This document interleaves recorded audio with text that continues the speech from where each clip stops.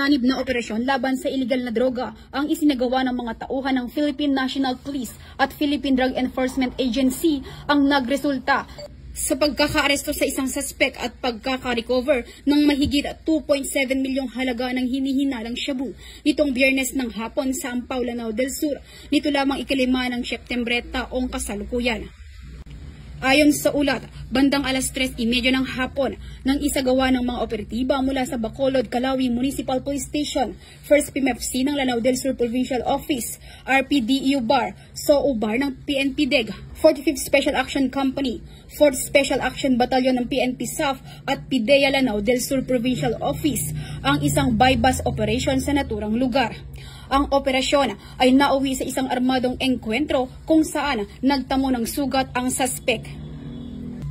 Agad namang dinala ang suspect sa medical center para sa agarang lunas bago ito dalhin sa Bacolod, Calawi MPS kasama ang mga nakumpiskang ebidensya.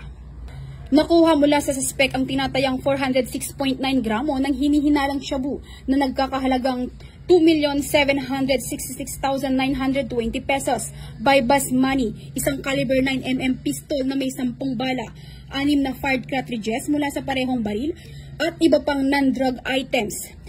Maharap ang suspect sa kasong paglabag sa Republic Act 9165 o Comprehensive Dangerous Drugs Act of 2002. Sa isang pahayag, sinabi ni Acting Chief PNP Police Lieutenant General Jose Melencio C. Nartates Jr., ang matagumpay na operasyon na ito ay patunay na walang humpay na dedikasyon ng ating mga kapulisan at mga katuwang na ahensya sa pagpapatupad ng batas laban sa iligal na droga. Ang PNP ay patuloy na nakatuon sa pagtiyak ng ating mga komunidad ay ligtas mula sa masasamang dulot ng droga at karahasan. Tinitiyak ng PNP sa publiko na ipagpapatuloy nito ang walang tigil na kampanya laban sa iligal na droga habang pinangangalagaan ang karapatan at buhay ng bawat mamamayan.